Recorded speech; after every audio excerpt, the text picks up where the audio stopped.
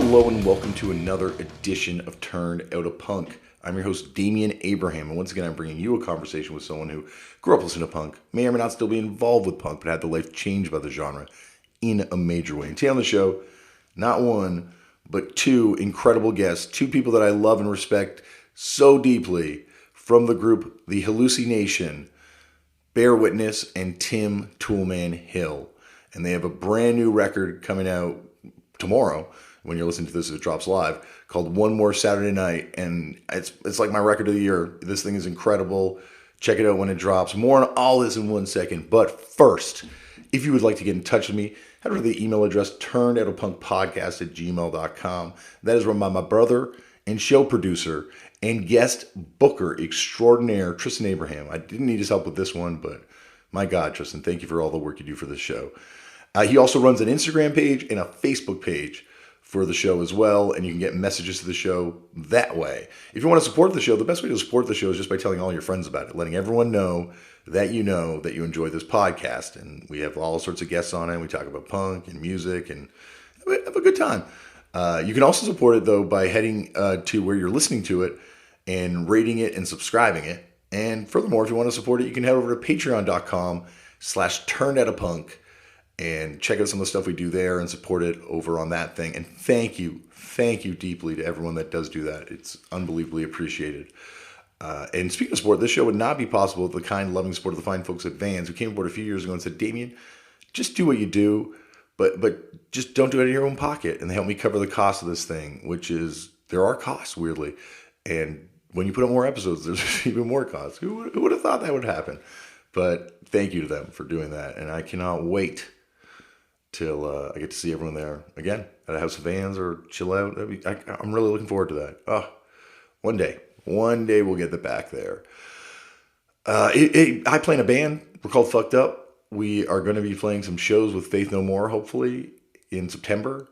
We're going to be, I think, 4 shows in total. You can check out the dates now. If you Google Fucked Up Faith No More Tour, they'll all come up for you. We have information over our website, fuckedup.cc, I believe.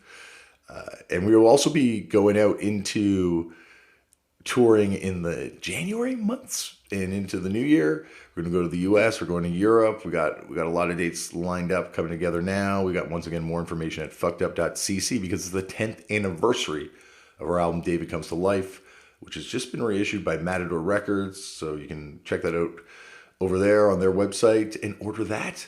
And speaking of ordering things, our buddy Scotty Karate at Tank Crimes Records has put out our hour-and-a-half long song, Year of the Horse, on vinyl. And it looks awesome, the package. And you can once again pre-order that over there at tankcrime.com. tankcrimerecords.com. Tankcrime. Google once again Tank Crime Records. It'll all come up. That's the thing about the internet, you know? I mean, it's your search engine of choice. You know, maybe it's Excite, maybe it's Yahoo, maybe there's lots of other search engines out there. I'm sure if you plug it into all of them, it'll come up. I don't know for sure, but I imagine. All right, on to today's show. As I said off the top, today on the show, 2 of my favorite people in the whole wide world, and 2 people that I talk to probably more than just about anyone outside of my family, from the group The Halluci Nation. Bear Witness and 2oolman Hill are on the show. And I've been on Bear for years to come on this show. And I've also talked and I've done podcast stuff with Tim. So to finally make this all happen and come together here, it's a big thrill for me. Formerly known as A Tribe Called Red, now as The Halluci Nation. These guys are one of the most important groups to ever emerge out of Canadian music. They are phenomenal. Sitting in the studio watching them make this record was an unbelievably inspiring experience. As I said, these are 2 of my best friends, and so to get a chance to have this conversation with them so you could hear it, I can't get over saying this is a huge thrill for me. The record is called One More Saturday Night, and it is dropping tomorrow if you're listening to this thing when it comes out, and if not, it's probably out now. You got to check this thing out. This is my record of the year, for sure. If you get a chance to see the Halluci Nation live, you've got to do it. It's an incredible experience. They're going to be going out on tour. Check once again on that thing called the internet for dates because, Every Time Live is one. It's a show that I never forget. And that's it. I'm going to let you listen to this thing now. I'm sort of rambling so much this week. Sit back, relax, and enjoy Tim Toolman Hill, Bear Witness, the Halluci Nation on Turned Out a Punk. Tim and Bear, thank you so much for coming on the show. Hey, no, good to be here, man. Thank you for asking us, man. This is going to be awesome. It's really weird to talk to you guys like this. Like, it feels way, as I was just telling you guys, like, I don't know if I've been more nervous, excited for an episode since my parents came on. Like, I feel like I know you guys. Well, I don't know you guys, and that's why the reason I want to do this episode with you, because I want to hear a lot about your history. But I like you're two of my best friends. I've spent hours and hours with you guys, like hanging out in the studio, or Tim, you and I have traveled places together. Like, it just feels like your family, and so I'm just so happy you could finally be here on the show with me. Yeah, us too. This is an honor.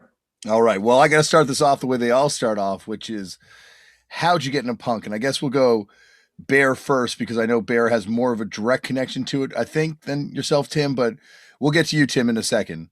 So, Bear, how'd you get into punk?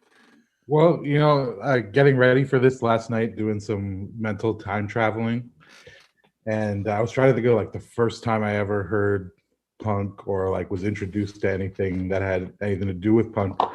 And I was like going to tell you the story about my best friend from grade school, Joel Fisher, who's really the first person who got me into punk, like musically. But my story actually with punk goes back a bit further. Really? Yeah, as I was mining my brain last night, and I was like, how the hell did I forget about Pat and Kelly? So a huge part of my like just development as a human, when I was like 12 years old, I had this babysitter previous to that named Jane, and Jane worked at a store in Kensington, like a kitsch store. I forget what it's called now. There used to be a lot of them in Kensington, like kind of just like weird, cool 50s throwbacky kitschy stuff. Exactly. Like plastic lobsters and funny postcards and stuff. And Jane was she was a Kensington punk. She had I remember first person I ever knew who had an asymmetrical haircut. She had the one side undercut, and purple and green hair and all of that kind of stuff going on. So after she had been my babysitter, she eventually bought that store, and she moved it to Queen West, just past Bathurst. And I moved into that neighborhood when I was like 12.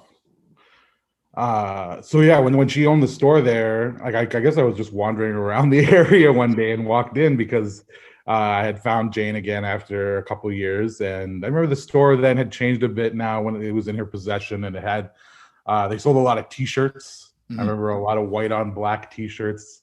My favorite t-shirt for a long time was when I got there, which was like a Jack Nicholson like dot picture t-shirt. Is it where he's coming through the door from The Shining? It was actually, the face when he's like down like this. Okay, yeah. It was a really creepy shirt, but anyway, so I started hanging around her store, and she had a couple of video games in the back and stuff, and she had these two really close friends named Pat and Kelly, and I think everybody was about like 20, 21, and I was like 11, 12 kind of age, and that became my like posse. And Pat and Kelly, they were a couple, and they were the ones who got me into role-playing games, got me into Warhammer, and sword fighting. Like we were part of a medieval guild, so like Kelly had like a little anvil in his apartment, and like he made helmets and armor, and he taught me how to sword fight. And yeah, that's amazing. So they were punks.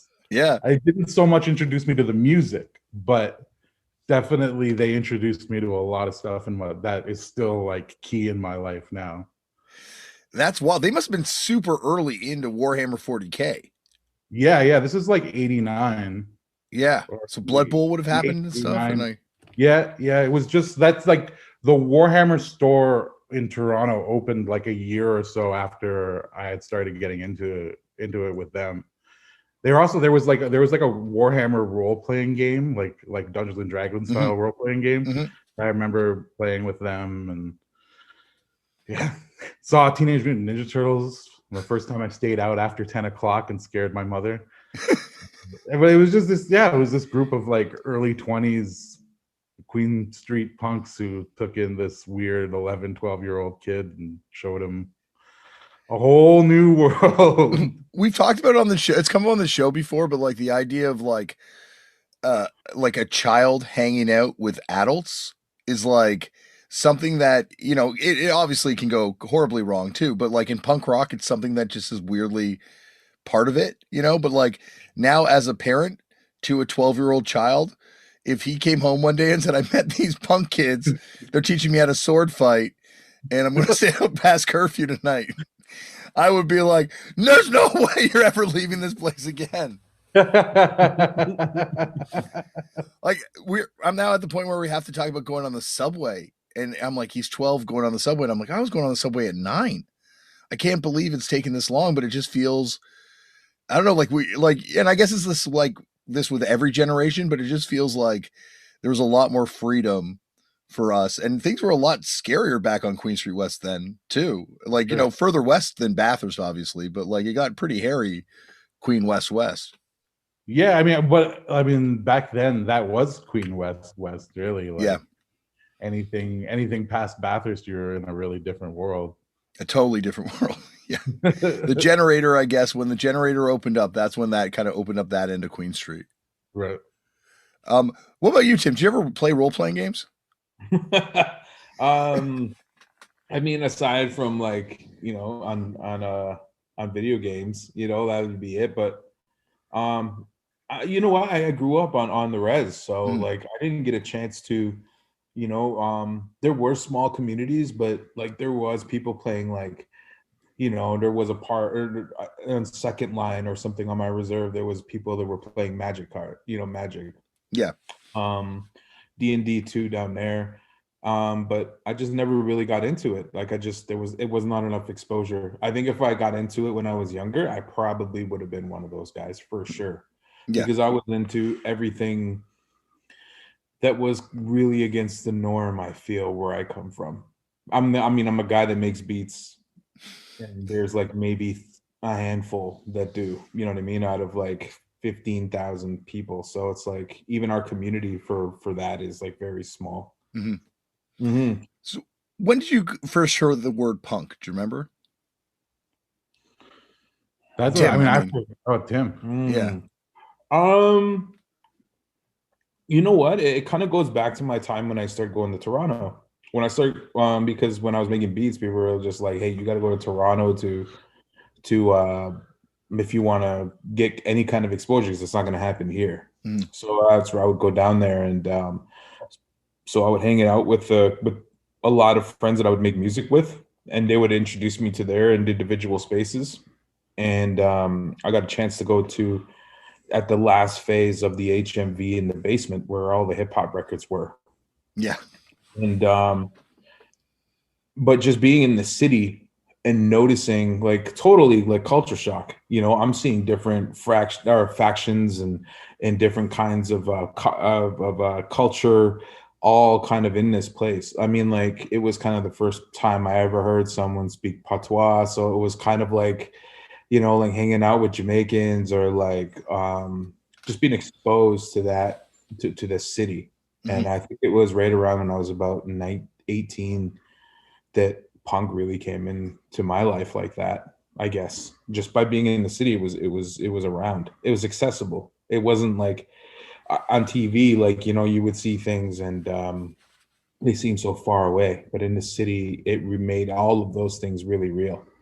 Like we were talking about yesterday, how Electric Circus was just like a big dance thing that happened in Toronto, but like I only seen it on TV. I never got to see it, like what it actually looks like in person, or I never got to do Speaker's Corner or anything like that. But those things are like, because they were on the TV, they were really big things to me. So when I came to the city, it was like, I'm going to take in everything. Yeah. Was much music still going at that point? Like, obviously it was still going like into the 2000s, but like, were there any sort of semblance of the Speaker's Corner? Was the Speaker's Corner still there, or like were they still doing stuff on the ground floor? Even I missed it. I missed it probably by I think they might have probably stopped in the very early 2000s, if anything, because like when I started going there in like the 2004, 5, that's when or no, probably like 2003, 4, like they weren't around then. It's funny when you think about like Speaker's Corner and just how that foretells like YouTube, and just it's like such a intuitive idea, but it's amazing how how it took off. Like I would sit there and watch just random strangers yell all afternoon when they used to show that on TV. For sure. It would be definitely one of those things that I like watching at night when it would come on, just for like a holy, like, like this is these are the characters that are in Toronto. When I started at Much Music, there was a story that at the holiday party they used to show the Too Hot for TV Speaker's Corner video that the editors would cut together. Where did you kind of get into music from? Like, do you remember the first stuff you got into as far as music? Did you grow up with a lot of music in your house? Tim? For me, no, yeah, soul, funk. My uncles were like, my uncle was in a soul funk band, so like he introduced me to a lot of like band stuff. So like he introduced me to Prince and Michael, and like, but also like ZZ Top and like Tower Power, these really kind of like really soulful, I guess, rhythm-esque bands. But they also like, like rock stuff. Like he had a family full of kids, so he had like 3 sons, and they were like my older brothers, and they were each like a member of the band. Someone was a drummer, bass player, and guitar player. So each of them would teach me about music and the music that they were into. Yeah, and it was kind of like a really, that was probably my first I guess musical education experience.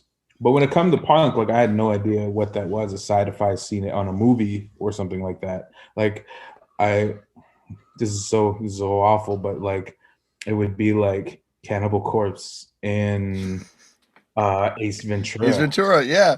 Yeah, like stuff like that. Like, like that's a thing. Like even though Six Nations is only like an hour and a half away, there was this sense of isolation that that it's just like you don't like not that you don't go out it, but like it was only about my community. So whatever we can get is what I'd be exposed to. When did you first hear like sort of hip hop? Do you remember first coming across that? Was it like on Much Music as well or something? No, I heard hip hop from my cousin that lived in the States. He brought over a Run DMC CD. Amazing. And then like he's like, you gotta check this out. And I just got a CD player. I was probably like 13. It was the ones that if you moved it just a little bit, it would skip. Skip like crazy. Yeah. But yeah, and then it just snowballed from there. He would give me like the moment that I found out that how hip hop was recorded, it started my brains turning. Like my brains started turning. There was an album, it was Puff Daddy in the Family, but there was a song that he samples Bowie, I think, and with Mace. And on the CD that my cousin gave me, he's like, you can have this CD. I bought this and I didn't mean to buy it. And I realized it only had the clean version on it. But he had the clean version and the acapella and the instrumental. And to me, it really clicked a lot of things in my head. And I was like, that's what you need to put a song together. And then I just started going from there. How about you, Bear? What kind of music did you grow up around the house with? All kinds of stuff. I know my dad was like a big jazz and funk fan. So I remember like he was really into Yusef Lateef. And he loves like Earth, Wind and Fire, stuff like that. But I grew up with like what I remember like hearing from music the most though was just the radio, driving and hearing the radio. Like one of my earliest memories of driving around Buffalo in the car and hearing Johnny Cash for the first time, Ring of Fire on the radio, and just like for some reason that is burnt into my brain. Like the first time I heard Ring of Fire in the car, and yeah, I have a lot of like weird, like personal times with music from being a really little kid.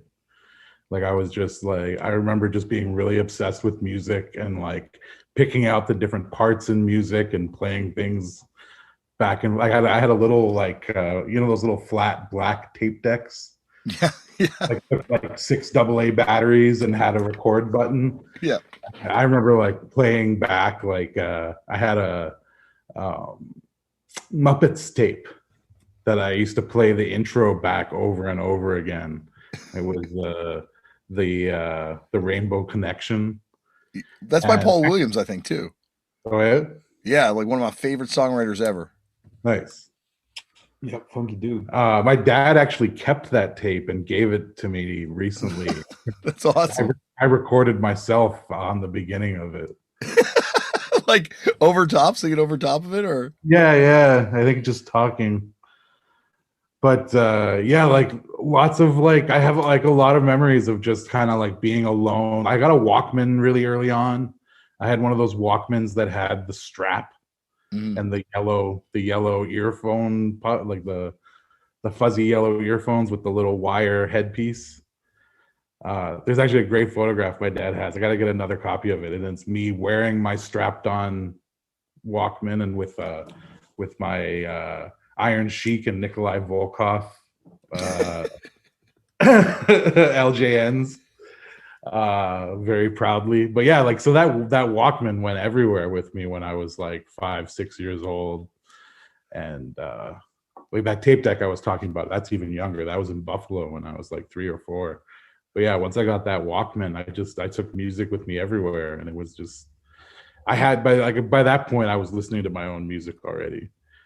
But I got exposed to a lot of stuff because my family's in the arts, so I was going to festivals and stuff from a really young age. When I was super young, we used to go to, even when we lived in Buffalo, we'd come up to Canada to go to Peterborough. There was an Indigenous Peoples Festival that happened in Peterborough twice, once in the late 70s and once in the early 80s. And that was like people from from across, Indigenous people from across the world. So getting to see performances by, seeing Australian Indigenous people doing kangaroo dance, and people from Inuits from Greenland who had come to perform. And like, these were all things like I was seeing when I was like 4 and 5 years old. That's amazing. I saw Nusrat Fateh Ali Khan play in a tent in Harborfront, less than 200 people. And like shit, it was like I had all like, being from an arts family, I had this shit coming from every angle, but the stuff that I decided to really lay into was music. Yeah. What was your first concert? Do you remember?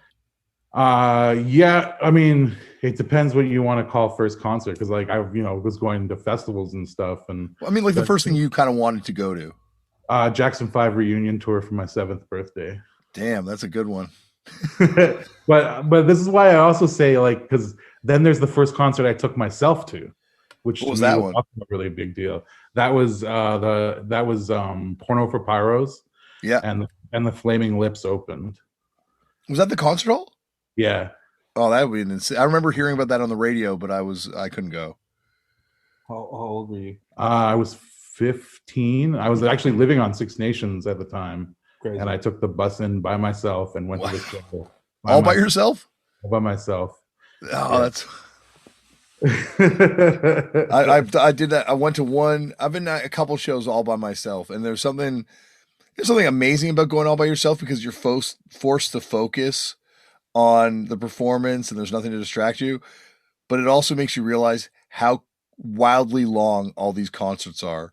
Where you're just sitting there with nothing to do. And that's before cell phones, right? And that's before, I did have a CD player that I was careful not to skip as I was watching the bands in between, but it You, is, What was your first band? pardon me? What was your first band that you went that you took yourself to see? The first one I took myself to see was, it would have been something at the Horseshoe. And it would have been, because like I started doing a radio show with the guy that owned the Horseshoe. And so I could go even though I was underage. And the deal was I couldn't go onto the floor, but I could stand at backstage and kind of watch the shows backstage. So it might have been the Rolling Stones when the Rolling Stones played there. But I saw Elliott Smith play there by myself. I saw Elliott Smith a couple times by myself, saw Smog by myself, saw Ben Lee one time by myself. But yeah, it's a very solitary experience. What was your first show, Tim? My mom doesn't know this. But I went to the Up in Smoke tour. Whoa, that's awesome. It was on my birthday on July 4th. I had to tell, because usually, like, I'm 16. My mom is like, like, you gotta have your birthday, and do you want to go to? Because we usually went to go to the States to go for watch fireworks on my birthday, because it's on July 4th. So yeah, and then that year I declined. She probably took it as like teenage stuff, like, oh, you're just being rebellious or whatever. No, and then I was like, all right, I'm gonna go hang out at my friends. And then I took myself and a date to the Up in Smoke tour and at the amphitheater, and it was so crazy. Like, I got to see Dre, Eminem, Snoop, Exhibit, West Side Connection, Nate Dogg. Like, they were the whole entire West Coast at the time popping. I got the chance to go check it out. And I remember that being like a pivotal point where I was kind of like, that's the kind of beats I started making at first. It's like these West Coast inspired sounds. So I really idolized Dre. And so that was like such a moment for me. Yeah. And that also, that show there at that time in Toronto too would have probably been not as packed as it should have been. I imagine all the dates in the States would have been way bigger than it would have been up here. It was scary because like that was like my first trip, and I didn't even go. That's not even in Toronto, but like it was like one of my first trips ever to go into Toronto. But like someone got shot and got killed there too. Like that happened. Oh shit! Yeah, that is that show. Yeah, so it was just like it was madness. The whole thing from start to finish, it was just like felt so many like ups and downs, and yeah.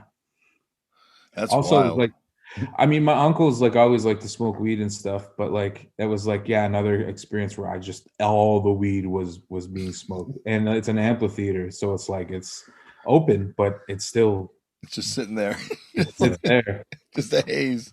Yeah, no, it was awesome. It was probably one of the best. It really set the bar for rap performances. So every time I go see a rapper nowadays, it's kind of like So which amphitheater was that at? Molson, right? Molson Amphitheater, right? Toronto.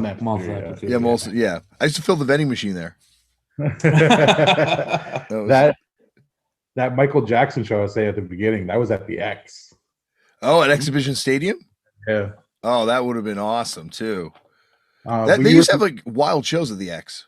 Oh yeah, I saw Santana and Bob Dylan there in like '90. I saw you guys there twice. Well, yeah, that's the new one. That's always so wild for me playing in places like the C&E or Nathan Phillips Square or something, because like I grew up going to those places. Mm-hmm. It's like just always trips me out. I think playing the CNE would be something else because, like, I don't know, like that is such a, growing up in Toronto, right? Like that's the center of joy in the summer. Like once a year, meet me here, meet me at the X. Like that was like the center of the summer life was going to the X I remember being sick and vomiting one time and it ruined my whole year. I think everybody vomited at the X. I went to my first concert, the first punk show I ever went to, like, was at the X. Like not the first, but like one of the early ones I went to was that Warped Tour that happened there.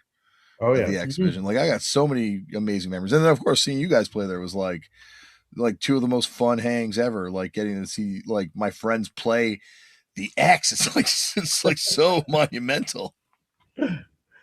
It's funny. I was just you mentioned hearing about a show on the radio. Yeah. And that's like, I didn't have a TV growing up, and so I was a super like glued to the radio kid. And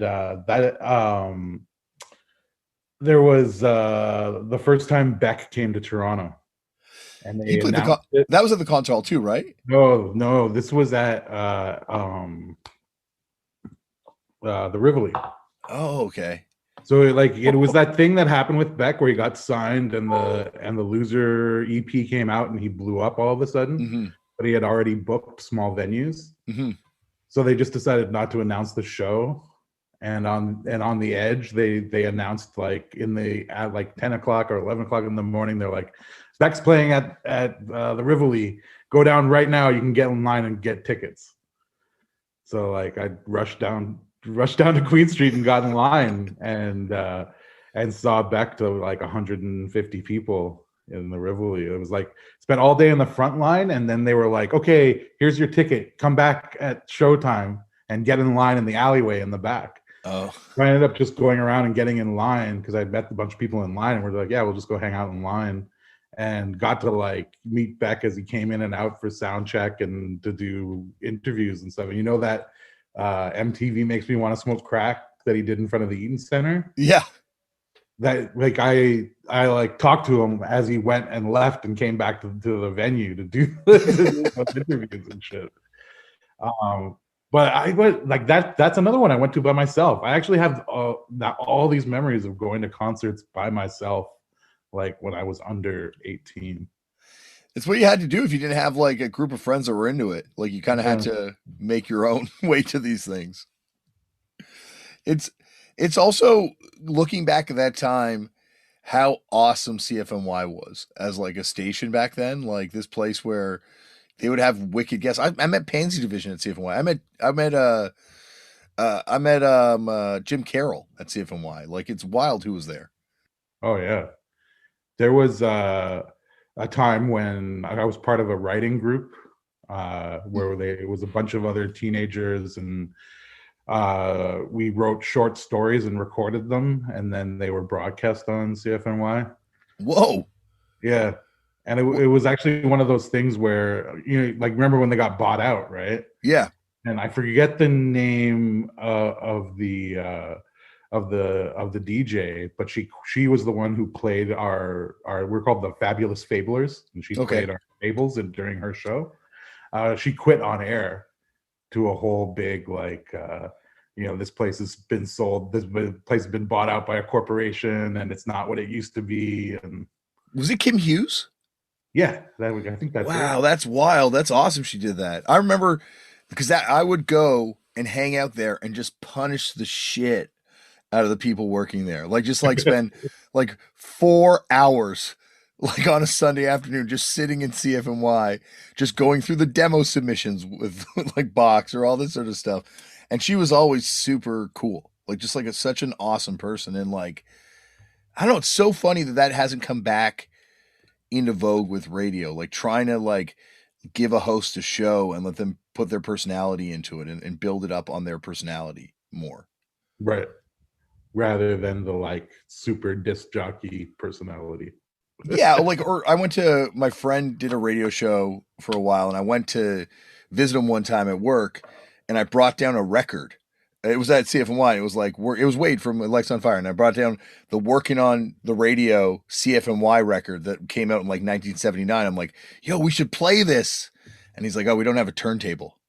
And I'm like, oh, okay, well, I'm sure I could put it on CD or something. He's like, no, it's all on this computer thing, and it's just like a video or radio flow on a computer now, and it's just, I guess is where it's at, but it just feels like all the best part about radio was like, yeah, the connection you felt with those DJs. Now it's a specialty when you hear like we heard a DJ mix recently, but it's like it feels special when you know it's happening in live time. Mm-hmm. And it used to be just part of it, right? Like it used to always just be like, that's just radio. And now it is like a special thing that's kind of like cut out and isolated and made into to something else, you know, type thing. So, when did you first make your first beat, Tim? I was probably about I can't really tell the age actually, to be honest. It was really young. My those the uncle that had the three kids that were like my brothers. For Christmas one year, they got me a radio with a turntable on top, two tape decks, and a CD player in it. And they gave me a bunch of music and records, and one of them was Thriller.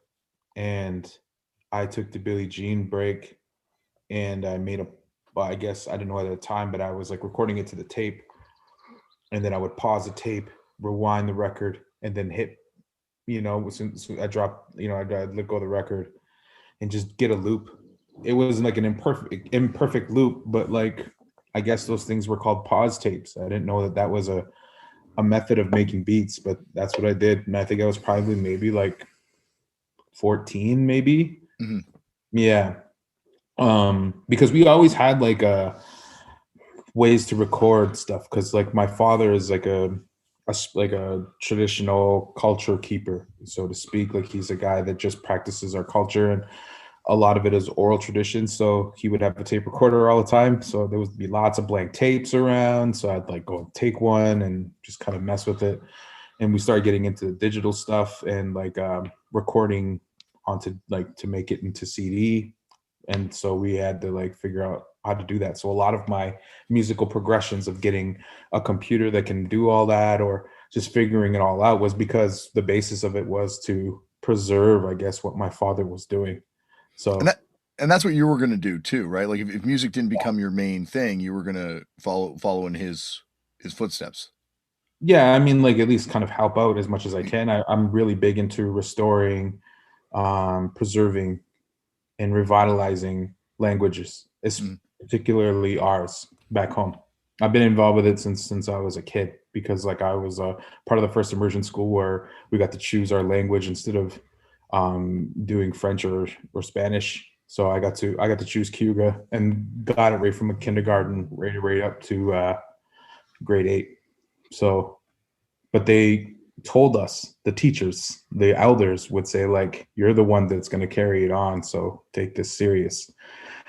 It's a lot of weight to have on a kid. Well, pressure, you know, but it was awesome. Like, I'm so blessed to be able to have that background and that foundation. And a lot of people after, before or after me, start coming up and doing the same thing.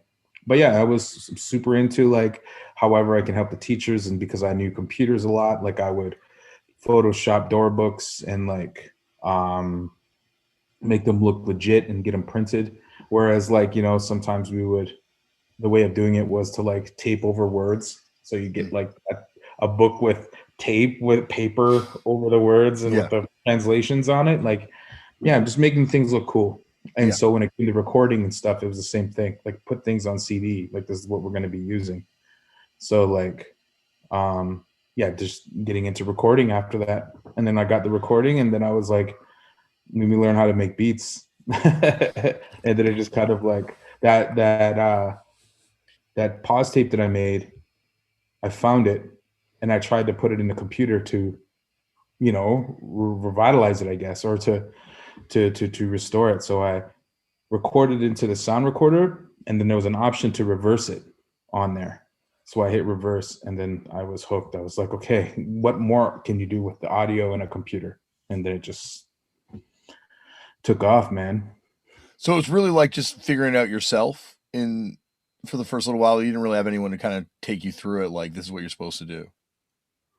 Not in a sense, but I did have help. There was a guy in our community. It's a long story, but basically I was washing dishes when I was like 16, and on the local radio station I heard a hip hop tune, and that never plays on this country, mostly blues, mostly radio station. And so the DJ comes on and was like, that was True Res Professionals, Six Nations Own. And I was like, oh shoot, like there's a Six Nations rap group. Let me find that out. And lucky for me, the guy that made the group is a dork, and he like designed a web page back when web pages were kind of like rare. Yeah. So I went to school, went to the library, found out the information, emailed him, and then he sent me the EP. And I asked him how to make beats, and he's like, come see me at my work. So I went to his work, and it was in the downtown Oswego, which is like the main core of Six Nations, where I grew up. And I walk in, I get to see him. I say, what's up? And then he's in a room with another man, and the other guy comes over and he introduces himself. He's like, my name's Kyle. I know your mom. And they went to school together. So they were, my family and his family were friends. And he asked me what I was into. And then so I just spent a lot of time with him, and he gave me like bootleg copies of this program called Cool Edit version 1 and Acid Pro, Sonic Foundry Acid Pro. And that was basically my sequencer. And then he gave me like a CD of 99 tracks worth of drums. And then I was like my first go at it. And then I just kind of like, I got to see the guy I learned from, his name, or not learned from, but the guy that was in the rap group, his name is John. So I looked at John and he showed me what a beat looked like. And then that's all it took. Then I just made really terrible beats for 3 years at home until I got the hang of it. Acid was like, I don't know a shit ton about it or anything, but I remember Acid was like the program that seemed to be like one of those big game changer things when that came out. Like I know everyone I know was getting that program and trying to do something with it. Like it feels like that was like it must have been like a huge getting on point for like a generation of people that would wind up making music later on. Absolutely. I've growing up in the music industry now, or just being in this culture, like I get to meet with a lot of beat makers, and I'll run into a couple that you still use Acid Pro at some point. Yeah, it's up to like 8 now or whatever, but like, yeah, it's like got totally lucky on meeting with the right people at the right time, and for that bootleg software to land in my hand, and then I was off to the races. Yeah, no, thank goodness for bootleggers, because we might not be able to get any of these programs otherwise. Well, I wanted to get like an MPC, but those things cost like $2,000-$3,000. Yeah, and I'm like, I can't do this. This was like I was already into computer video games and computers anyways, and doing the restoring and stuff. So I was just like, this works for me. Mm-hmm. Mm-hmm. It also feels like that was also a time when the way people were producing beats seemed to change. Like people wanted stuff that sounded a little more lo-fi, or people like were definitely playing with fidelity a lot more. And so you could make something a little rougher sounding, and it seems like it would be, a little, it would be taken as professional, whereas maybe in a different era it wouldn't have been. Type yeah. I don't know. No, well, the time when I started making beats, it was like, I don't know if you remember, like Trackmasters. They were like the poppy hip hop producers. Yeah, those guys were big. Yeah, Dr. Dre, Chronic album 2001, like that kind of stuff was very popular. So you also had that indie rap stuff around then too, right? It was like a lot of like, and post Wu-Tang, like it feels like raw production was kind of a lot more acceptable. I don't know. It just feels like maybe the technology came at the right time for that, at least. Yeah, that was the other thing. I got a computer, so I got to go online and go on and search on forums and stuff for hip hop records. And that was really big, because then you could I could listen to like stuff that was going on in New York, like Boot Camp Click is kind of like is the people that took over after Wu-Tang, I would say, or around the same time, I guess. Enter the Stage is one of the best records ever. That's right. Yeah. But like, yeah, that just being able to have that kind of stuff. And then they were the ones that kept it grimy, definitely played with fidelity, definitely played with quality. And then I found that the West Coast was like super clean and big and like very, very flashy. Yeah. Yeah.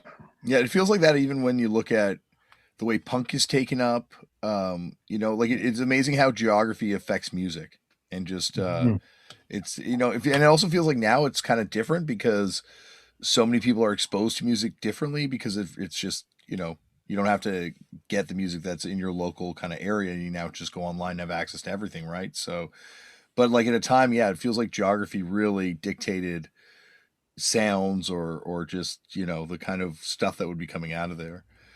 Bear, like, where did you kind of go from meeting these sort of D&D punk people? Like, you spent a lot of time, as you're saying, like kind of walking around Toronto, but like late 80s Toronto was kind of like a hairy place, like the Untouchables, the Skinhead Wars. Like there was like it'd been a weird place to grow up as a kid, I can imagine. Yeah, no, definitely. Like, I moved to Toronto in '84, and I think by like the early '90s, like Toronto had totally changed. Yeah. The city that I had moved into was definitely. I caught the end of, I think, the sleepier Toronto in a sense, because yeah, there was definitely massive growing pains in terms of a city becoming a bigger city and a more what do you call it, multicultural city, I guess. Like there was yeah, it was definitely hectic. Growing up in the theater community, it got like I remember the people being around me being heavily affected by that, and friends of mine who got beat up and shit. When I mean, this isn't even me being a teenager. This is just like my mom's friends and stuff. And but by the time that we moved down to like Queens Quay area. And yeah, when we were living down around that area is the first time I remember meeting like people who are untouchables and shit, and hearing the stories of rumbles and fights. And yeah. It's wild because like those are like my first memories, like when you're like, I guess 8 or 9, when you're like first aware of kind of the world around you. Yeah. And like Untouchables panic that swept Toronto, where it was on the cover of like every newspaper, or they're like running, City Pulse news stories about it. I remember City Pulse news series searching for the Untouchables, and like my mom was like, if I ever find out that you're hanging around the Eaton Center, I'm 9 years old, right? Like I would be going out and hanging around the Eaton Center by myself at this point, but it was like satanic panic, but for gangs in Toronto. It's so weird because like my memories, like I said, I didn't have a TV, newspapers weren't read in my house, like, so I would like all that kind of stuff never affected me growing up until I was old enough for my friends to be telling me about stuff. So Yeah. So like that part of it, never, I didn't know anything about. So it wasn't until like later that I knew that these guys that I had met who were untouchables were like part of something that was a bigger, scarier thing. You know what I mean? Like I wasn't getting the City Pulse specials and stuff. They were just guys. They were just guys in the neighborhood who were like, "Yeah, we're gonna go fuck up some skinheads." Well, that's the thing. That's the thing about the Untouchables, right? Like it was a response to the skinhead problem in Toronto. Yeah.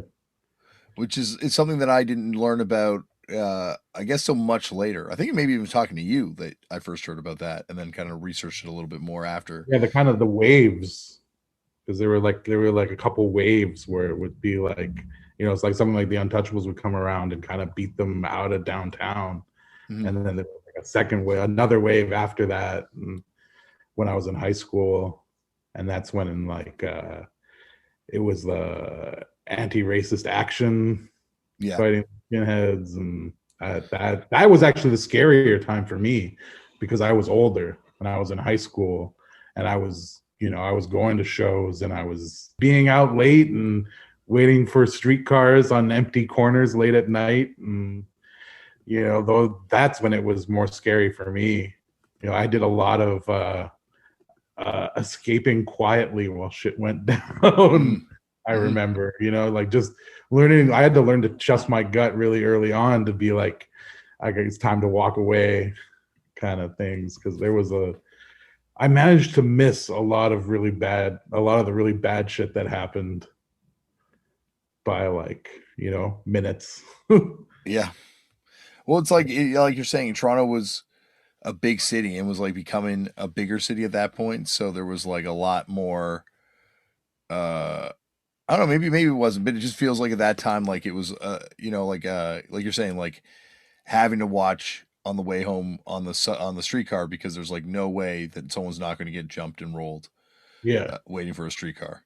Like, and learning how to talk your way out of a situation, or like, like I remember I spent a lot of time like in the West End, like kind of like more like St. Clair area, and like there was there, as soon as you're out of your neighborhood in Toronto, you were open to neighborhood gangs.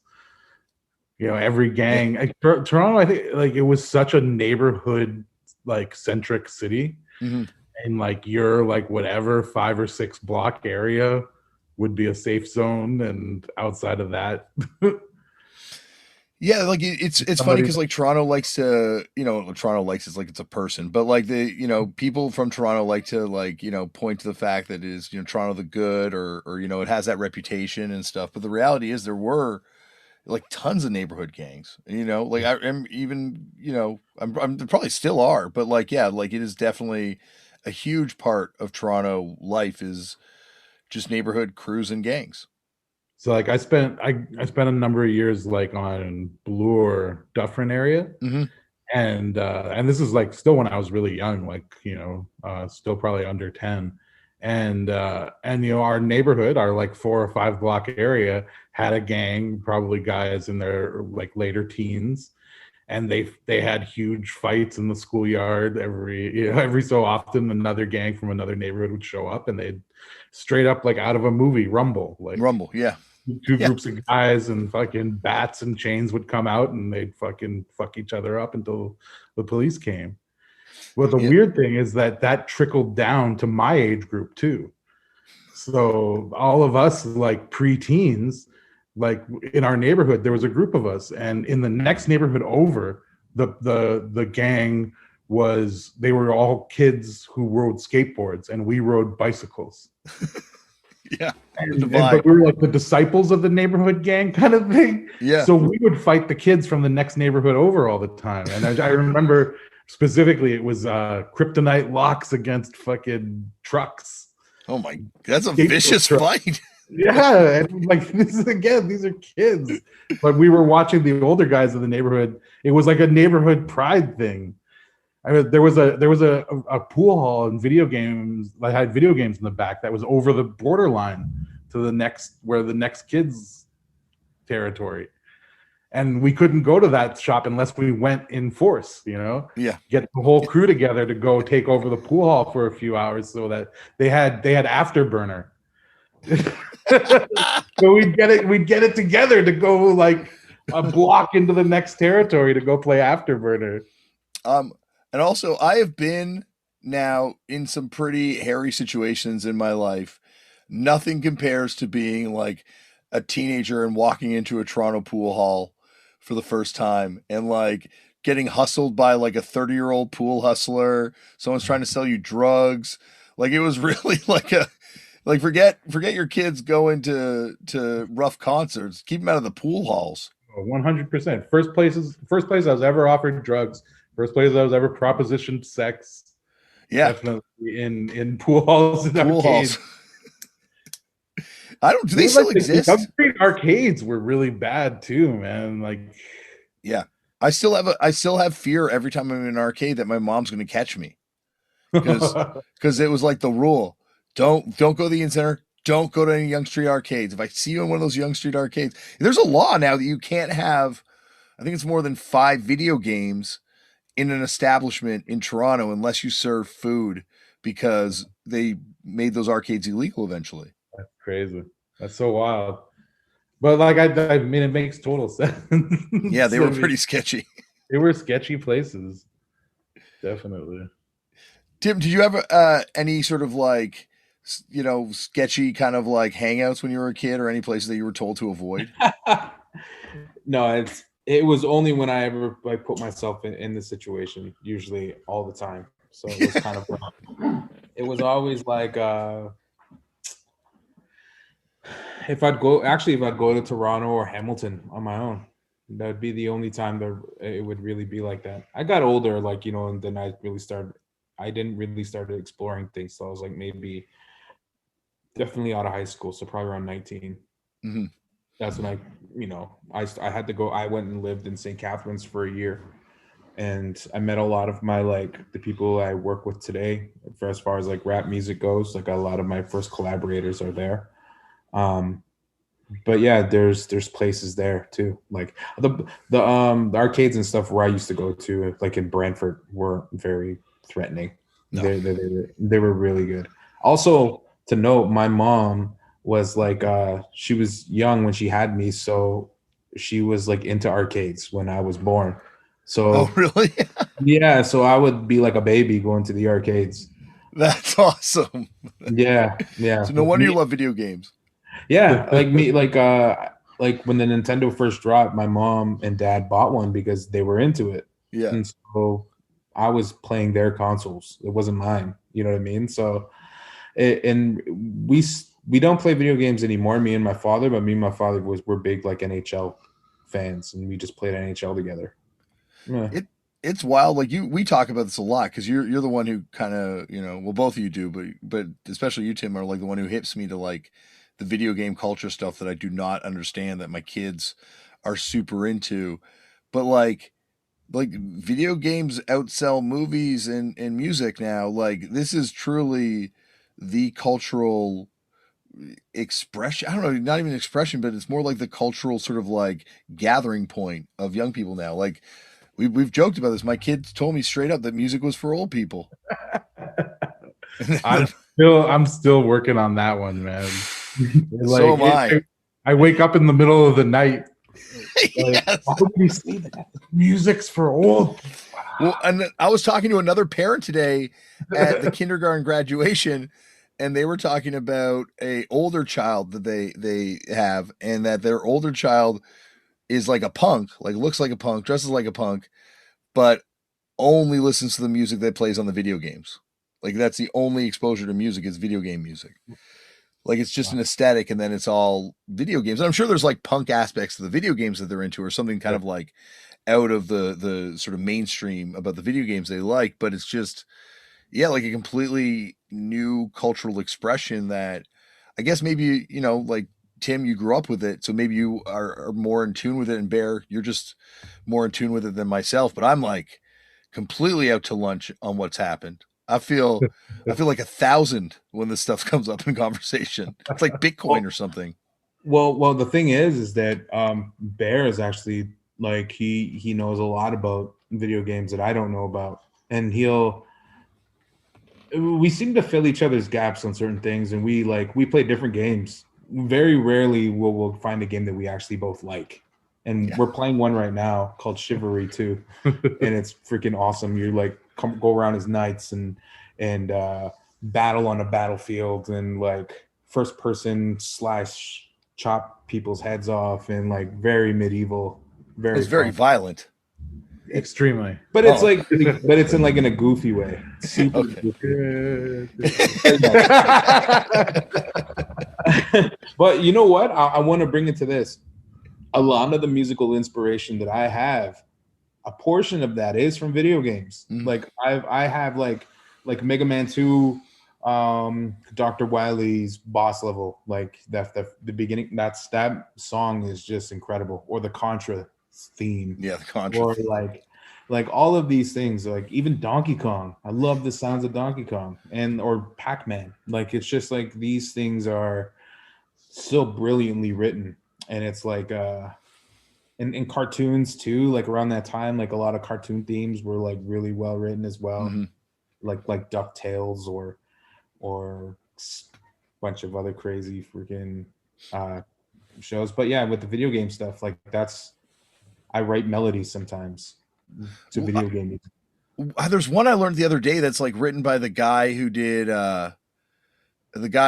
like Big Bang Theory and all those types of shows. Wrote like the theme to like G.I. Joe or Transformers or like one of the big 80s cartoons. Like he actually wrote the theme for. But yeah, they had killer songs. It's also, Danny Elfman was on the podcast, and I was like talking about how he's like one of the most influential artists ever, because you think about the Simpsons theme, you think about the Batman theme, but like, what about the guy who wrote the Mario music? Like that dude has influenced people everywhere. Well, for sure. Like he's a legend. we're doing some soundtrack work right now, and when we started, we had a session where we brought a bunch of music together. You know, we always do that at the beginning of our sessions, right? To play each other music and just get into the session by, you know, listening to new stuff. We're exposing each other to new stuff, and so I brought a whole bunch of soundtracks over for us to listen to, and in amongst that were a couple soundtracks from video games that I have on vinyl. And like sitting there and listening to, I think it was Contra, right? That was the first one that we went through. Yeah, we listened from start to finish. Yeah, and just actually sitting down and listening to just the music was, I don't know, it was a transformative experience. Yeah, because you know you hear it and you hear it repetitively in the background of games all the time, but to actually just stop the panic of gameplay and the focus of gameplay and just sit down and listen to the music was like, I don't know, it was really I don't know, it's not, I don't know what the words to say because it wasn't eye-opening. It was something that we know, but experiencing something that you know as an adult now and in a really serious manner and having that influence the work we were about to do. Yeah, and also like how we experienced it. It was on vinyl. Like, you know, like as people who consume, you know, music and audio, we will, I think between the three of us, we agree that if you hear it on vinyl, it's kind different. of like, it hits different on vinyl. It definitely sets the mood. So to be able to hear those sounds, first of all, those sounds coming from a record is insane. That should like, that's something that I would have never have thought when the song came out like back in the day. So what about like those shows that they, you know, where they have a symphony perform the entire soundtrack to like Final Fantasy or something? Like, yeah, when you recontextualize it, you realize like how much work and how much thought has gone into, like, you think about, you know, really what's the difference when that Mario music changes? Like, why do you feel you know, why does the dungeon feel so different? Like, obviously the color scheme changes, but it's really that music that's really what, you know, sets that tone for that stuff. And I don't know, I think with a lot of stuff with video games, I think just consuming them, I didn't really appreciate like others, all the art and design that goes into it beforehand, all the programming, obviously, but it is truly, it's truly humbling to realize that, you know, in my child's life, you know, Super Mario is far more important than I will ever be. They don't even play Super Mario. I sound so old saying that. Minecraft. It's just Minecraft. That Mario tune that you're talking about, they it did so well that they hired a vocalist and they actually made a song that was like a top hit in Japan. About that song. I've never heard it, but I know that it exists. That's awesome. I can see that. I definitely in from the country that brought you an entire mini subgenre of wrestling related records. Yeah. You know, you could definitely see like a vocalized video game soundtrack coming out at some point. For sure. Well, how did you guys actually first meet? I know you probably have talked about this like a trillion times. I can't remember the exact year, but it was like Tribe had started, just very new, and I was asked to play a show with the rapper that I grew up with in St. Catharines, who I collaborated with, named Seizi. So it was me and Seizi, and also this Ganawage woman named Lakota Jones. She won like the best native hip hop album at the time. And we were celebrating by doing this performance with a live band. So I had like a horn ensemble and it was really cool. And then, so we were playing the show and the guy that put on the show got Bear to come out and DJ. So it was late 2010, maybe 2011. It was the dead of winter though, because I drove down from Ottawa in a snowstorm and the tiniest car I've ever been in. It was absolutely terrifying the entire way down because the driver talked to me like making eye contact quite a bit. But yeah, we came down to play that gig, and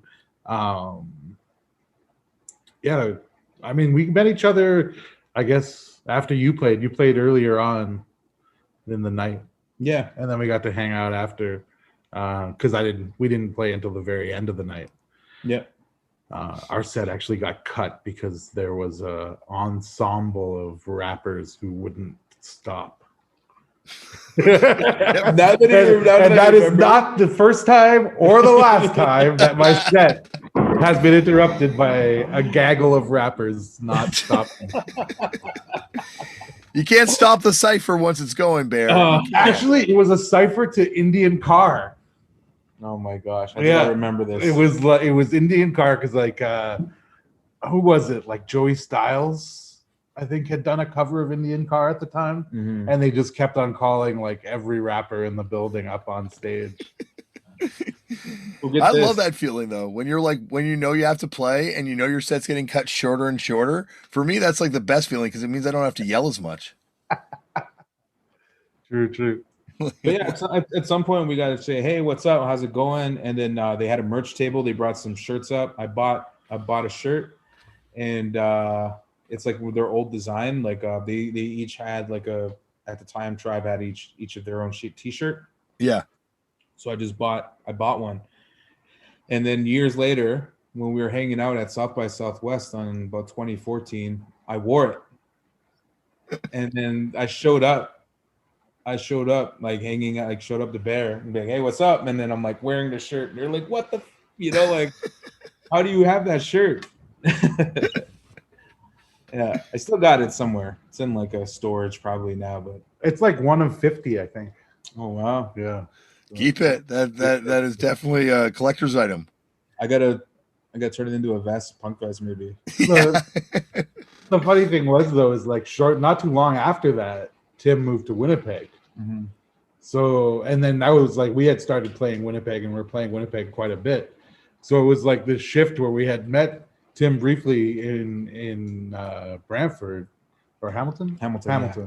And but then really quickly he became a Winnipeg friend because that's where we got to know him. That's where we got to spend a bunch of time with him. And again, the first time we ever worked in the studio together was in Winnipeg. And I mean, even when Tim joined, we had to fly him out from Winnipeg to come and work in Ottawa. Yeah. So it was this really funny thing, whereas like I knew Tim was from Six Nations, and we had met in the area, but very quickly became a Winnipeg buddy. Yeah. I just I don't know two people that kind of like go together as well as you two do. You know, like just like your interests are just so aligned, and you're kind of like your vibe and your energy. I know you guys probably feel differently, and I'm like putting this on you, but like I just like I don't know, like it just feels like it's fated that you guys would wind up working together. Yeah. Absolutely. There was a real feeling. There was a real connection like from that first time we met each other. It was just, it was really easy to get along, I think. But then as soon as we got in the studio together for the first time, it was just very apparent that I was like, okay, I need to work with this guy because he's got a way of working and a way about him that I admired, but that also I was like, this will work. You know what I mean? I think we're both super dedicated to what we do and putting all of our energy into what we do, and that's really important in a partnership. As well as having we do have really similar interests. What I love about it is that we enjoy different parts of those shared interests for the most part, and we enjoy them in our own ways. So although it's video games and wrestling and music and these kind of main things that we're into, we play very different games. We're into very different sections of the music that we both like, and so it makes a partnership so awesome and so strong when it's like that. It's like we have a really wide spread to our interests together. The best thing about it is like I fan his flame. Like I support what he does and I encourage it. So it's like I'll take things that he likes and I'll be like, I'll listen to him, and then I'll take it in, and chances are I'll probably like it, and I'll probably keep going. And there's an exchange, and it's always been an exchange, whether it's music, whether it's tech, whether it's like politics, or even like right down bare bones morals. Like, you know, we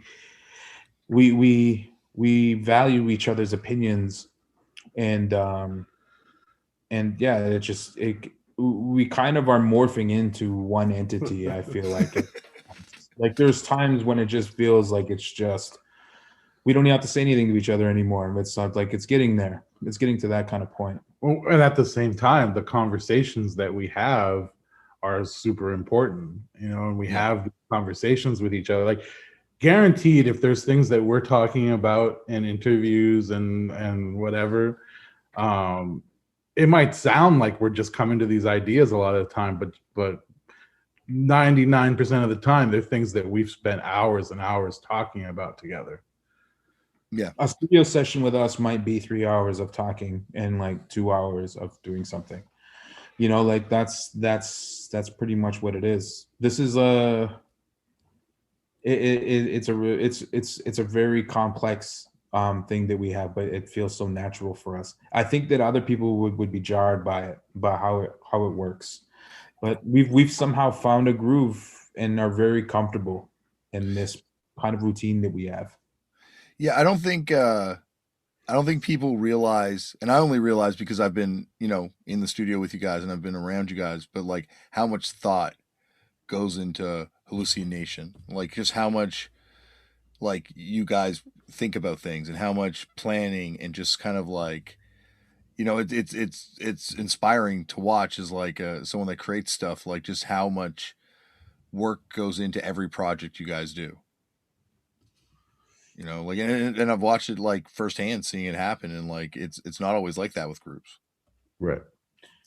Yeah, I mean, it's really great to be able to like find leagues of artists that we have similar interests at least, and we can build a connection with, and then share these experiences with each other, because it just makes the experience so much better, and usually makes the art way better. We've been really huge into collaboration and like having friends over when we work, or all of this stuff where it's very natural and not like we are trying very hard. I don't want to put that in there, but it's also like the pressure that we put on ourselves is really what it is. We're not trying to be anything. This is something that's very like we support each other and we trust each other, so we just make whatever comes, and we just think that's, and then we talk about it. We talk about these things a lot, whether it be a song or an idea or whatever. And before you know it, like we have a narrative, and that's a lot where Bear comes in, and like just constructing the idea of what it is, of what we're doing. And that makes it super purposeful. I often wonder like how many other groups out there operate the way that we do, where it's like, you know, like Tim is making the music. He's the one who can write beats and can write a melody and do those sort of things. And I work on the conceptual part of things for the most part. Mm-hmm. But those things, we don't split those jobs. Like we kind of, those are our responsibilities within the group, but we don't split the jobs up in the sense that Tim goes off and makes music and I go off and write things. You know, we do it in the same space at the same time. I sit with Tim in the studio, and you know, I give my ideas and things here and there, but like for the most part, it's just me listening to what he's doing, and I'm sitting on my phone and writing things down that come to mind as we go through. Yeah, you know? And like that's literally what it looks like when we're in the studio half the time. And a lot of it is just like collection of knowledge and conversations that we have prior, that all come into the final product of what it is that what we're doing. Because chances are we find our answers in the things that we're looking for if we look back into what we talked about or what we experienced.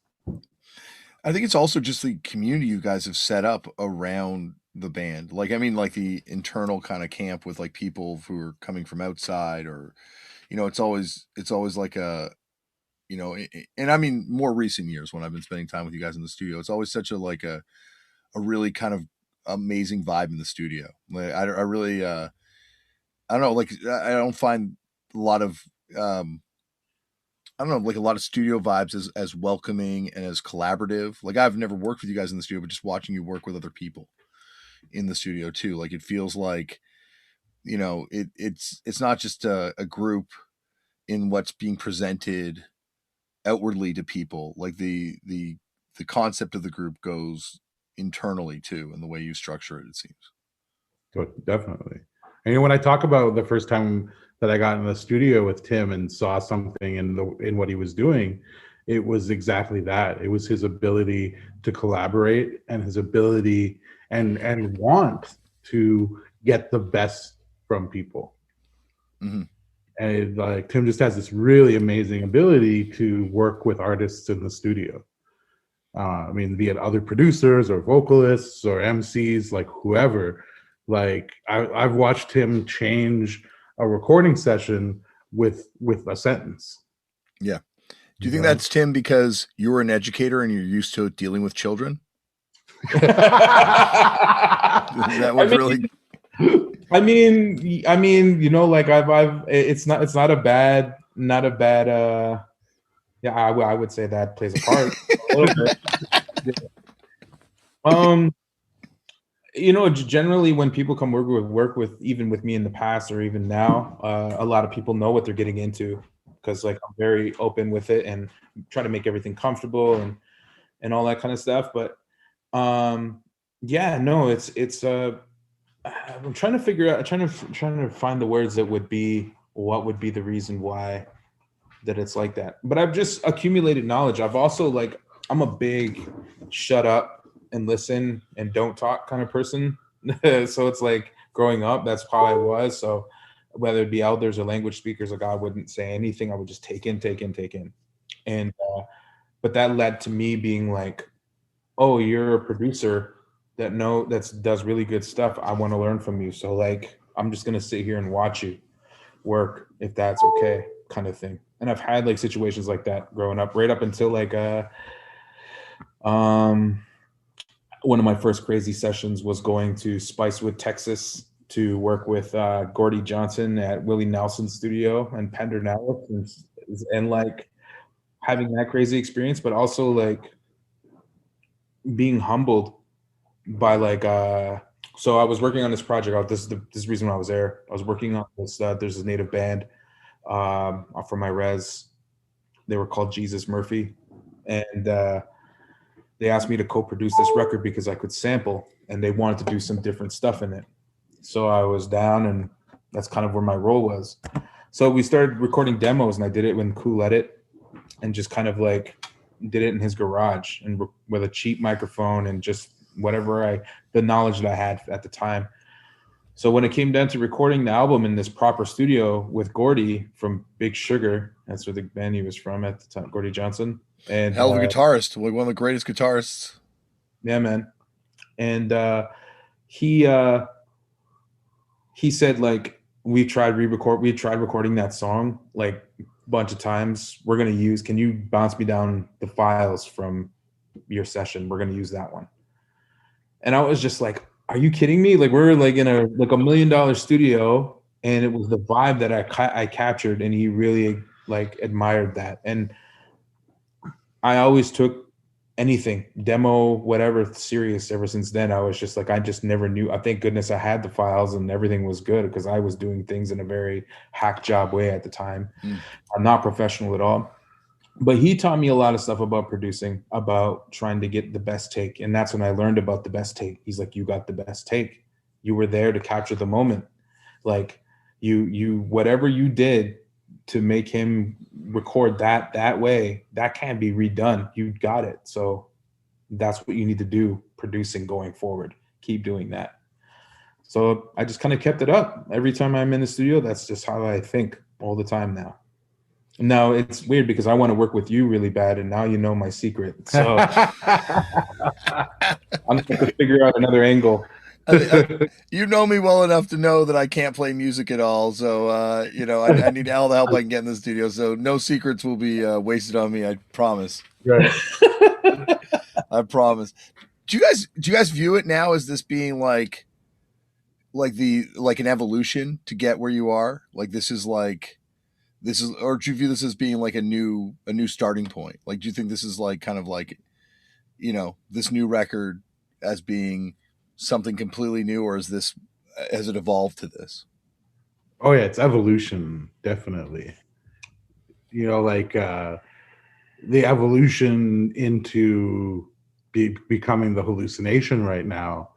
It's not an ending of A Tribe Called Red. We're at a different point with it right now. It's become something else. But Tribe is still there. You know what I mean? It's definitely not a new start or a new beginning. It's a new cycle. And and when you think about things in terms of cycles, there's no endings really. It's just new beginnings. But those foundations to who we are as a group are still the same. It's just we came to a time when we had to refocus who we are as a group, and also, I think a huge part of the evolution, has been Tim and I's relationship. Like we have, we were always, we always worked really well together, but now we've spent a lot of time concentrating on our relationship together, how we work together, how we're closer friends now than we ever have been. But that's again because we put some real effort into taking care of each other and getting to know each other on a more deep level. Like everything is always layers with us, and I think we peeled back a lot of layers on who Tim and Bear are together. And also, I'd just like to say, probably the best way I could put it is like it's a great way to acknowledge like what we are right now. Mhm. Like it deserves that acknowledgement that this is the phase that we're in. This isn't like a publicity stunt. This is like we're not being like divas. Rebranding. Yeah, this is not like a industry kind of thing. This is like everything we do is with purpose. And yeah, this feels like we deserve this. We deserve it to the work that we put in together. It deserves this kind of acknowledgement that this is what's happening going forward. But like you said, like we're still Tribe. Like this is like the vibes are still the same. We're definitely carrying on that torch, and we're gonna keep it going forward. Like keep it going bright. But yeah, for me, it's all about acknowledging our relationship and where it has gone and the work that we put in and where we want to go, and inviting other people to come along for the ride, because it is going to be a ride for sure. Because I feel like we have wings now, like I feel like the ceiling that we set on ourselves, it was there. And now that we're kind of doing this new thing, it kind of feels limitless. We can really dream big with what we want to do with this. And it's very exciting. It made it exciting for us again. And it made it like so hopeful and like kind of curious to see where it goes at the same time, because we don't know. Every experience that we have going forward, it's always a shock, or it's not like we never know what's going to happen. We're just putting this energy out there, and whatever comes to us kind of thing. As a fan of the group, I'm really glad you guys did do this to kind of make that acknowledgement, because I do feel, looking at, from like a privileged outside perspective, but like because I'm now able to hang around with you guys, but like it does feel like it is like a start of a new chapter for the group. And I do think like Fucked Up hasn't been in the same room as a whole band in at least 2 years, and I don't think we're going to be in the same room together as a whole band for at least another year. You guys are always together, always working on this thing, and that's the thing that's like, I think it's beautiful to kind of like watch happen and to kind of like see you guys do stuff. Like I'm watching a TV show, you do the soundtrack with my family, or I'm listening to your new record. Like, it just feels like I know what went into this, because I know how much time you guys spend together. Like you guys work on this thing all the time, and like, on not just on the musical level, but like also the conceptual level, like, and have these discussions. Like I've been privy to some of these discussions, and like You've been part of those I'm discussions. lucky to be part of a couple of them too. And it's like, yeah, like that's why you guys are my favorite group, because I just feel like I love you as people, but also I just respect the shit out of what you do and what you carry too. Cause like, you know, and I don't, you don't have to talk about this or go into it, but like you guys carry stuff that other groups don't have to worry about. And like, and I've seen like being with you, Tim,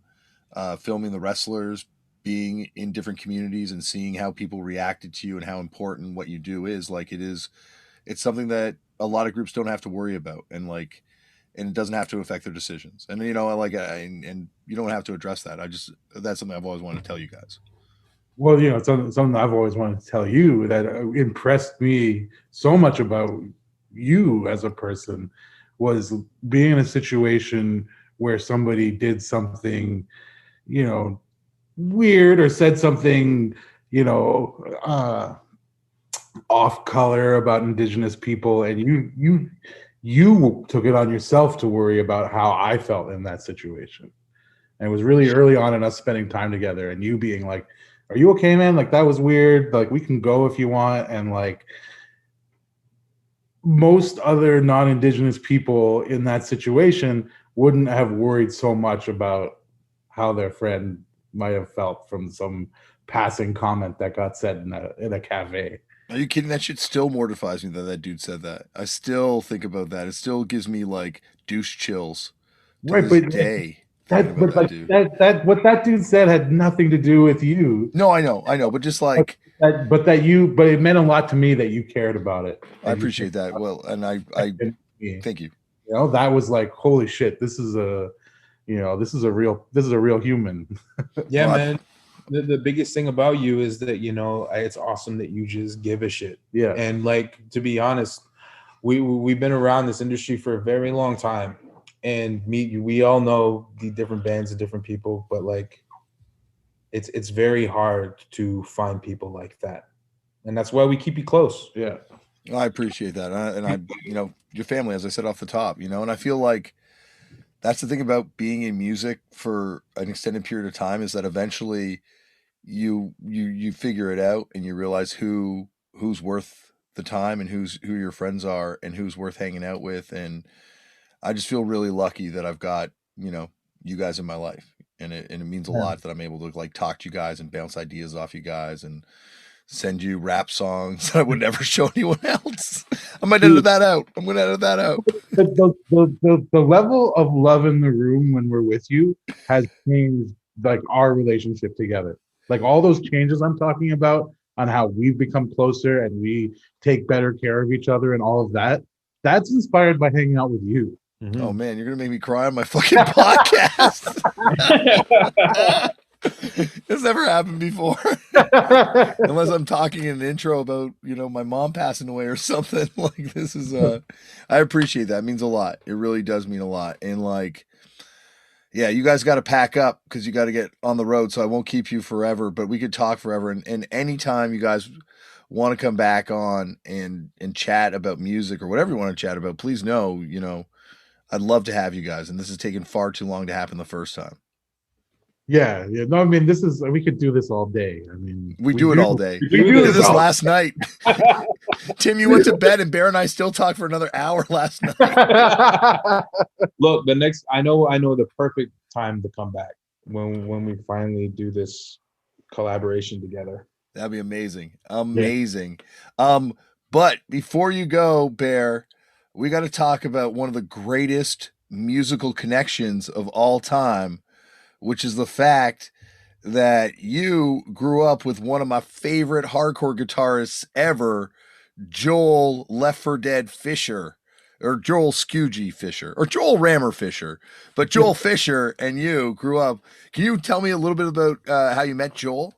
Yeah, I met Joel on the first day of grade 2.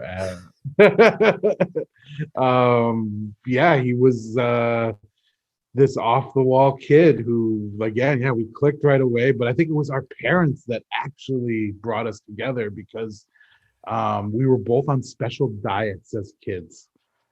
Like, really? Like, yeah. Our parents were trying to deal with us without, like, you know, pharmaceutical drugs and such, and so we were on special diets, and our mothers got talking because we were on special diets, and That's how sleepovers started. And yeah, he was like my closest friend from grade 2 to grade 6. And then when junior high happened, I was in a learning disabled program, so I got sent to a different school. Mm-hmm. And so we didn't know each other through junior high, and then we came back together the summer before grade 9, and yeah, we're inseparable for years after that. Like I broke his arm in grade 3. I pushed him down a snow hill before he was ready to go. And when we got together in high school, I reminded him of that. He had completely forgotten that I was the one who broke his arm. But yeah, like he's like, okay, so it was this really weird thing when we were like, 15 years old. There I was, this like 6 foot, probably 6'2" at the time, dreadlock, deadhead, tie-dye wearing guy, and Joel was this like full-on green mohawk, 20-hole Doc bomber wearing punk kid. Yeah. But we're the best friends and like, went everywhere together. And so yeah, he's the first one who really got me into punk music. We were like definitely trading music at the time.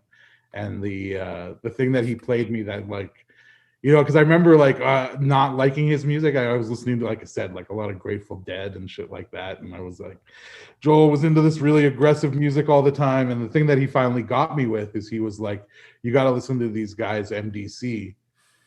And played me John Wayne Was a Nazi. Yeah. And that was like, oh, this is what your music's talking about, stuff like this.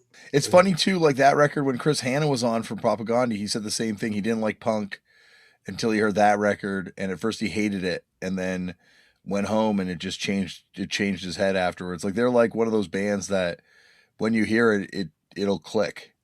Yeah. That and Dead Kennedys were the things that like definitely opened up my eyes.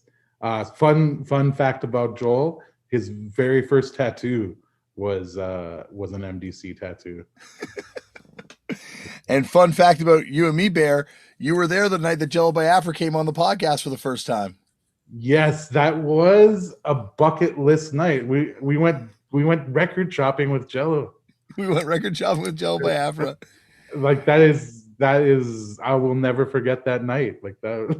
That was a fun, weird night. I remember calling you and being like, hey, do you want to come meet me at Grasshopper Records? I'm with Jello Biafra. And then we left Jello in the record store, and you and me went and hung out without him. Yeah. Jello was going to spend all night in there. We had to go. We had other stuff to do. Oh man. And was just pulling the most bizarre records too. I remember he was explaining to me a psych folk record, and the guy had built all the instruments he played on it. And he is one of those people that, like when you just get around someone who just has dedicated their whole life to acquiring this knowledge that very few people care about. As soon as you find a willing receptacle, you just have to dump it all in. And I speak from being one of these people too.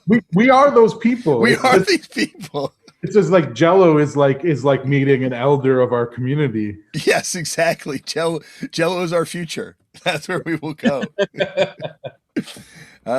Well, I can't stress enough. This has been a thrill, and I love you guys so deeply. And anytime you want to come back here, please do. Yeah, man. I can't wait till we do it again, which will probably be us talking tomorrow. But yeah, like off the record again. Yeah, probably. Ah, man. Love you, buddy. Thank you, Tim, and thank you, Bear, for coming on the show. And once again, check out One More Saturday Night. It's amazing. I love these guys so much. Thank you, guys. All right. Coming up next on the show, I think I want to take like a tiny break. And there's a bunch of stuff that's being recorded, a bunch of stuff that's got to be figured out. But I'm gonna take a little bit of maybe a week off. Let's call it a week off. Yeah. So like 2 shows. Go back and listen. We got so many shows in that archive. So you can go back, check out some of the past 350 plus episodes of this thing to hold you off, because I'm sure you haven't heard all of them. And I will be back in a week with some huge episodes, some unbelievably awesome episodes. But that's it for the show. Remember, as always, Black Lives Matter. The lives of Indigenous people matter. We need to protect trans kids, and we need to help trans people protect themselves. And there needs to be a stop of hate and violence towards Asian people and people of different faiths. And because this shit is not political. These aren't political issues. This is just basic human rights stuff. People just deserve the right to live and live free and be away from hate. So do what you can, inform yourself, get involved. There's lots of organizations that are doing a lot of amazing work right now. Donate your time, donate your money, donate what you can, if you can. Basically, the long and the short of it is just smash fascism. You know, this shit cannot fly. And historically, it can't fly because it just gets worse. So, you know, get yourself informed. Go out there and make your own culture because anyone can do this shit and it helps your mentality. It helps your mental health to go out there and make something. And it doesn't have to be it doesn't even have to be something you show publicly. It doesn't have to be a podcast or a band. It could be. It could just be a drawing, you know, for yourself. Just, you know, try it. Also, maybe try meditation. I didn't believe in that shit and it's kind of working for me a little bit. So maybe try it too. Who knows? I should be doing it more. I really do think I should be doing it more. Sign your organ donor cards because by the time they come looking for those organs, you don't need that shit. It's just dead weight in an otherwise dead body. So, I guess in a dead body. So sign that card because it can give someone a new lease on life when you don't need them. I think is that all I say normally? I'm a little tired. I think that's it. Remember, stay safe. I love you, and I'll see you on the next episode. Thanks for listening.